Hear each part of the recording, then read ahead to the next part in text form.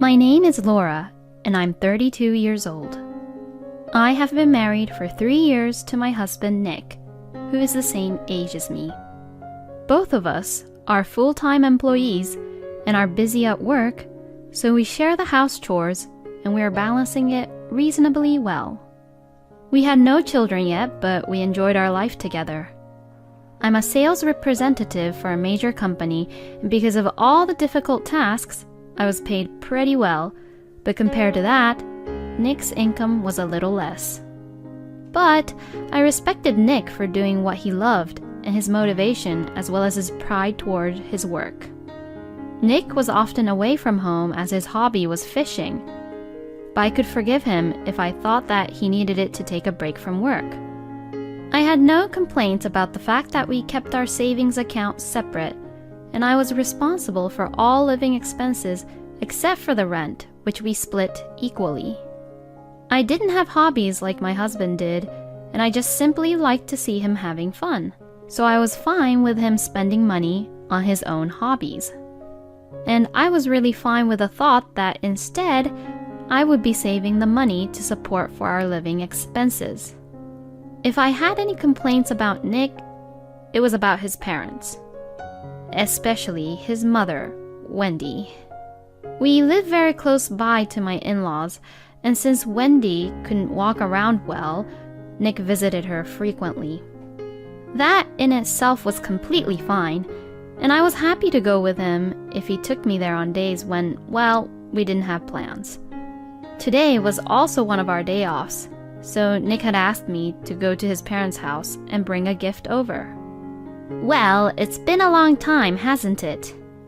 I'm sorry. Wendy said this as she put her hand on her cheek and let out a huge sigh. Wendy said that it's been a long time, but we just saw them last week.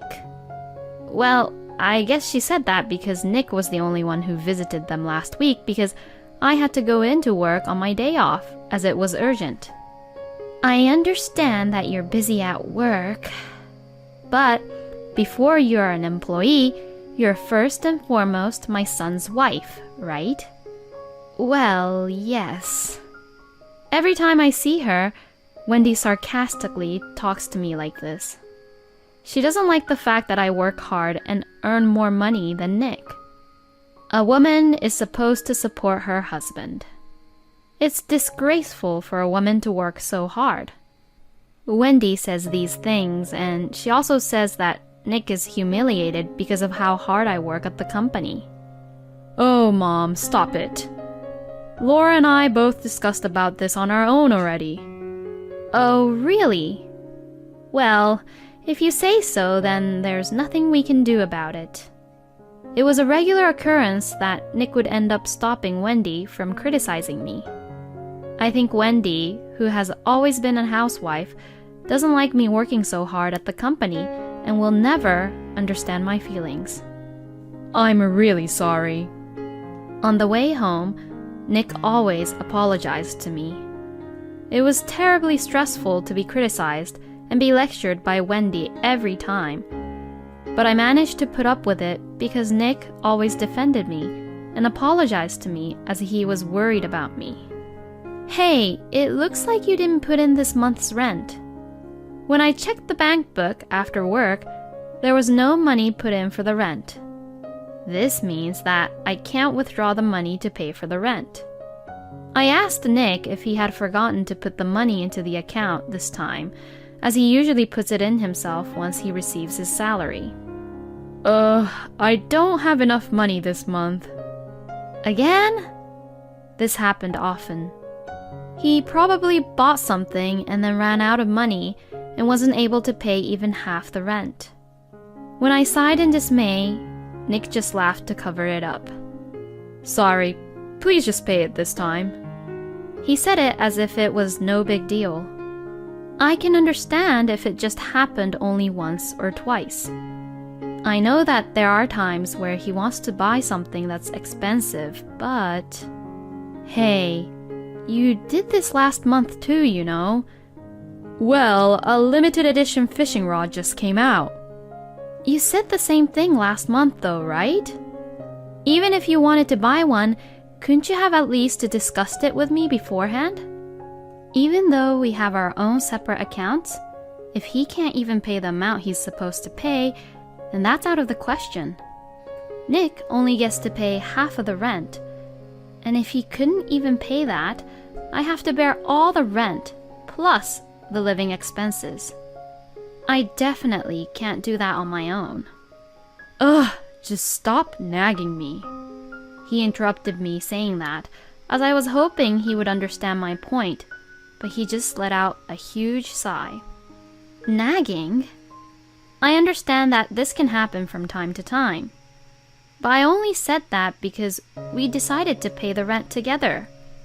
I was a little bit concerned about how he usually spent his money, but I didn't really confront him about it before, not even once.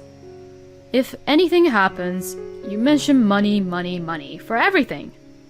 Aren't you too obsessed with money, Laura? I was so shocked when he said that to me. How can you say that? But we can't live here if we don't pay the rent, right? Talking about money all the time is disgraceful. What? Disgraceful? That's what Nick had said to me. Why would he say such a thing? I knew that Nick didn't care much about money, and that was one of the parts I liked about him. So, even if he didn't save much money, I thought that it was fine if I saved money instead, and I thought that it was completely fine if I was the one who was managing the family finances. And to him, that's a disgrace. Seeing me not saying anything, I guess Nick thought that I couldn't say anything back to him, and he let out a sigh while saying this. I mean, I knew you're like that for a while, but like my mom says, women are usually supposed to stay at home and support their husbands. What? If you don't support me for being your husband a little, you're the one who's going to be embarrassed later on, okay? As Nick says that, he looks down at his phone. I had nothing more I could say to him. Nick had always apologized to me that Wendy's thoughts were old-fashioned and that she didn't understand me, but in the end, it all comes down to that idea? What does my husband mean by supporting him for being my husband? Is it to support the family finances silently? I'm home. Welcome home. I came home late one day because of work, and Wendy had welcomed me back home. What? Wendy? I didn't hear that she'd be coming over. I looked at her all confused as she took my bag and went inside the living room. I was speechless after seeing the living room. What's this? The living room was so crammed with cardboard boxes and packages that were not there in the morning, and I couldn't step around anywhere. Not only my mother-in-law, but also my father-in-law were there. My husband was laughing goofily watching the TV and drinking beer. Hey, what's this all about? Don't talk in a loud voice. Hey, what is this? I was confused and Nick frowned. My mom and dad moved in today. They moved in? To our house? I had never heard about anyone moving in, and Nick didn't even mention anything about this in the morning either. My mother-in-law, without any care in the world, is smiling and began to unpack her stuff. Hey, I didn't hear anything about them moving in with us. Mom can't walk well anymore. I mean, she can still walk a little bit, but it's hard to make a living for her on her own, isn't it? But we have an extra room at our house anyways, so it's okay. It would be better for you to live with Mom too, so this shouldn't be a burden for you. Yes, I'll help you out with the housework, and it's better for you because you're always busy with work. I guess they all really don't care about me anymore. I told my husband that I didn't want to live with them, but he didn't seem to listen to me at all, and more than anything, seeing Nick being like this, I almost began to cry. We went through the trouble of renting a larger house in order to have more room for our baby in the future, but I had never thought that our family would grow in this way. The days living with Nick's parents were hell. Nick's parents, who had taken over the room I had left empty for a future baby, walked around the house like they owned the place. My favorite sofa and dining table were no longer available for me to use. I was told that wives are to do her chores and are not even allowed to sit down. The only time I could sit down was when everyone was asleep and I was alone. Eating the leftovers all alone brought tears to my eyes every day. What am I doing? How did this even happen? My in-laws never paid for anything, and when I asked them for financial support, they said, "You're earning a lot, but you're frugal with your money. Are you trying to take our own pension money?" and would yell at me. When I consulted Nick, he looked at me with dismay. "It's fine, it's just money. Mom is doing housework, so they're helping you, right?" Wendy would say that in the end, her feet and legs hurt when there were places to clean and cook and washing the dishes, so I had to do it all in the end. She did the laundry, but I didn't want to put my clothes in with my in-laws. In the end, I did my share of the laundry by myself, and since they arrived, there are more people, which meant more housework and a bigger financial burden, and so I complained about that, but they wouldn't listen to me at all. On the contrary, they'd all yell at me saying that they didn't think that I was such a cold person. What the hell? If you have a problem, then get out! Nick, who would say that to me, was no longer the husband I loved. I should leave now. I didn't think I could be happy living with these people. This dish isn't tasty at all. I don't like what you're wearing. Why are you home so late? Don't you ever think of doing chores for your family? Day after day, I was blamed for many things. I got used to seeing meals thrown away without being touched, and personal belongings that had been in my room somehow ending up in the garbage before I knew it. I was so numb that I didn't think anything of it anymore. This month's living expenses. You're still talking about that? You earn a lot, so you should do it. But my credit card is also being used without my permission, right? Is this all because of you, Wendy? I only borrowed a little. I'll pay you back someday. Wendy snickered when I showed her the detailed statement. I don't know what she spent on, but how could she spend nearly $5,000 in 1 month? Well, Wendy did admit to using my credit card without any permission, and even if she didn't, there are a lot of branded goods in her room that she obviously bought with my credit card, so I guess she couldn't get away with it. Nick knew about this, but he didn't say anything. He no longer does the house chores that we shared to do when we lived together, and he doesn't even want to look at me. But I won't let that happen forever. That's enough. The next day, after my lawyer called me and told me that, I told the company that I would take a paid leave, and after I left the house, I returned with the movers and their truck. What about work? Wendy, who was the only one left at home when I returned, asked me curiously. She looked at me and at the movers who were behind me and looked confused. Excuse me, but we might be a little noisy. Huh? Who are those people? Well then, please start your work. Ignoring Wendy, I told the 3 staffs from the moving company who were behind me. I walked past Wendy, who was taken aback by what was happening, and led them to my room. Please take everything out of here. All right. I watched them with a refreshed feeling as the 3 of them quickly packed up my stuff and carried them out of the house. If only I had decided to leave earlier, I would have been out of this hellhole by now. Hey, what are you doing? I won't let you get away with this.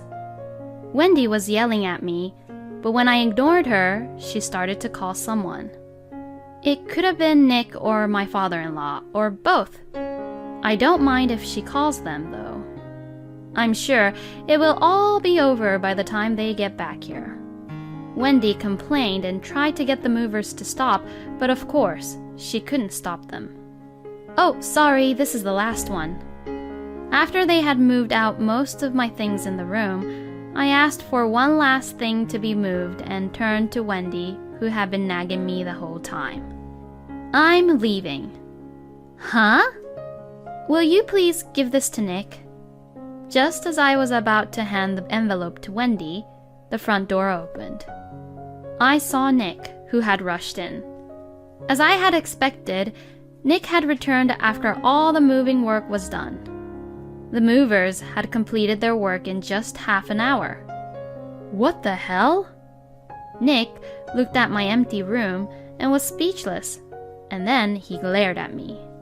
What the hell do you think you're doing? Well, you came just in time. I'll just give this to you. Ignoring Nick's angry face, I smiled and handed him the envelope. My husband was taken aback, and when he saw what was inside the envelope, he was so shocked. Divorce papers? What? Wendy also rushed to look at what was in Nick's hand. What are you doing? How dare you give my son the divorce papers? It is what it is. Let's get a divorce, okay? My son married a terrible woman like you. So it's your duty to be grateful of him and serve his family. The movers who were waiting looked startled by Wendy's insults. Seeing such reaction from a third party who wasn't a part of the family, I was fully convinced that Wendy's behavior was abnormal. I'm not wrong that this isn't normal. You told me to leave if I had a problem with this, didn't you? I didn't mean it. Nick stammers. I guess he didn't really think that I would leave. And he probably didn't even imagine that I had the guts and that I would leave him. Did you really think that I would obey everything you say? Well, that's... I have plenty to complain about. So as you wished, I'm going to leave. I'm not stupid enough to put up with this and keep on staying here. I said this to Nick, who looked stunned, and finally left the house with the movers. I apologized for causing such a commotion to the movers, and they laughed and said, "We know what's going on, so it's not a problem." They all said gently, "We all know how hard it was for you," and comforted me. The tears I had been trying to hold back began to well up. I was scared. I was sad, and I was frustrated. But I was able to finally leave like this. I was proud of myself. Afterwards, I officially asked for a divorce through my lawyer. If you have a problem, then get out. After I was told that by Nick, I secretly prepared and planned for the divorce. I had consulted a lawyer and gathered evidence of the reasons for the divorce. I recorded all of Wendy's and Nick's complaints and criticism towards me, and recorded all of the dishes and personal belongings that were unreasonably thrown away. My lawyer told me that I had gathered enough evidence, so I immediately began to proceed the plan. I had already signed a contract for the house I was moving to, and all I had to do was move my stuff into it. I laughed at the thought of only a few cardboard boxes of my belongings, but I was excited at the thought of being able to live freely and being surrounded by the things I love from now on. I've given up my favorite sofa and dining table because I left them behind, but I can start over and eventually find my favorite furnitures again. My lawyer told me that Nick was being too stubborn and wouldn't agree to the divorce. I also heard that Nick and Wendy once stormed into the lawyer's office demanding to know my whereabouts. They also tried to wait for me in front of my office, but everyone at work who knew what was going on took care of me, and I was able to avoid running into each other with them. The things Nick and his parents said and did that I collected as evidence were so horrible. And if the case went to court, we definitely had an advantage. I heard that Nick had been complaining for a divorce settlement, but when he was told that a trial would cost him even more money, he reluctantly agreed to the divorce. I also demanded that Wendy return the money she spent with my credit card, as well as the alimony. Wendy was very much against the idea of paying the alimony, but I have proof on how she used my credit card without any of my permission. And when I told her that I would report to the police to make a case out of it, she seemed to give up. "We are a family." Wendy seemed to be saying that until the end, but what she meant by family was Nick, her husband, and herself. I wonder if she had forgotten that she had clearly excluded me from her family. I felt nauseous at the word family, which she used only when it was convenient for her. After the divorce was finalized and the alimony was paid, Nick and his parents moved away. It seems that the commotion brought bad publicity to the neighborhood and made it difficult for them to stay at that neighborhood. Moreover, the rent can be covered only by Nick's salary. Now, they rented a small house in a rural area and lived together as a family of 3 with Nick's small income and his parents' small pension. We are miserable because we have no money. Please come home. Nick contacted me many times over text, but I blocked his messages without reading them. As for me, I'm finally living a happy life surrounded by the things I love and working at a job which I love. I don't have to worry about people throwing things away without my permission. I don't have to worry about people always complaining about me. It really is a comfortable life. There is a colleague at work whom I am interested in. We are both busy, but he's kind enough to say that we should go at our own pace. I know I've made many mistakes previously, so it's okay to take my time. Because he understands that, he says that he'll wait until I could trust him. We are both independent and are able to support each other. I will live my life with a person like him because I know that we both can have a good, happy life with each other.